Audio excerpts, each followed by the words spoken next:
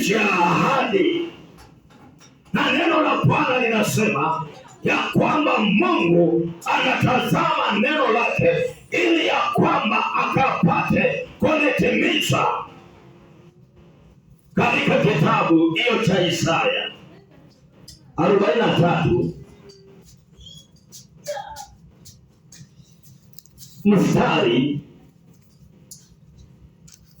wa kwanza, Biblia inasema, lakini sasa hii ndilo asemalo Bwana, yeye aliyekuhuluku Yakobo, yeye aliyekuhuluku Israeli, usiogope, kwa maana nimekukomboa, nimekuita wewe kwa jina lako, wewe u wangu. Unapopita kwenye maji makuu, nitakuwa pamoja nawe.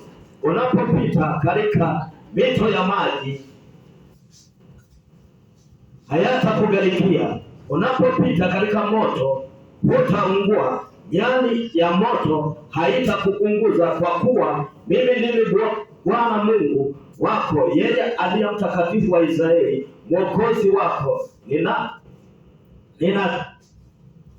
Ninaitoa Misri kuwa faida yako, Kushi na Seba badala yako. Bwana asifiwe. Kwa hivyo wakati fulani tunapita katika mambo magumu, kama vile Israeli walipofika kwenye jangwa, ya kwamba kuna nchi ambayo Mungu alikuwa ameandaa kwa ajili yao, lakini walipofika kwenye jangwa, ya kwamba walishuhudia hukumu, wakaanza kulalamika, wakamuuliza Musa ya kwamba ule mkono uliokuwa hodari dhidi ya Farao, Bwana usidhihirike kwenye hili jangwa.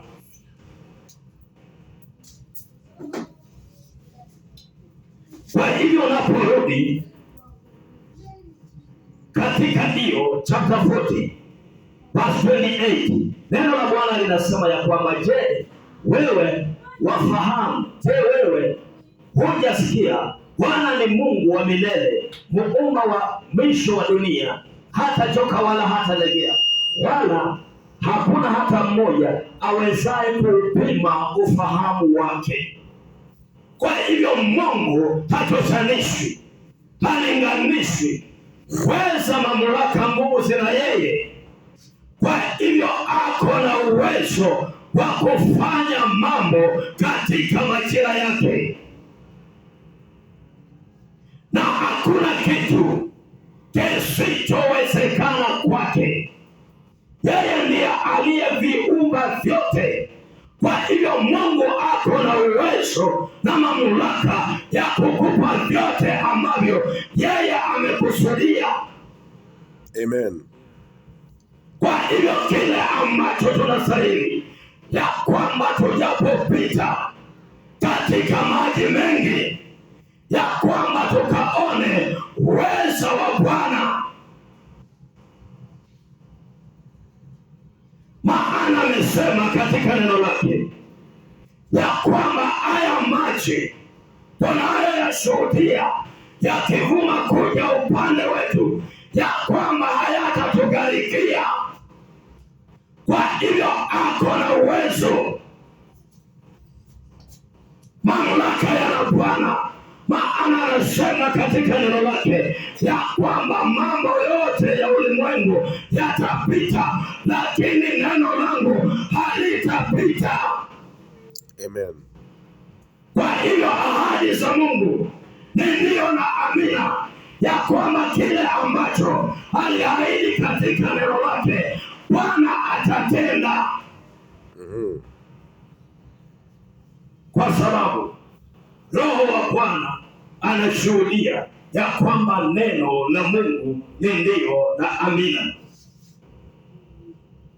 Na kwa hivyo mchana wa leo, ya kwamba tunaenda kuomba ya kwamba Mungu akapate kurejesha ahadi zake zile ambazo alizoahidi katika neno lake.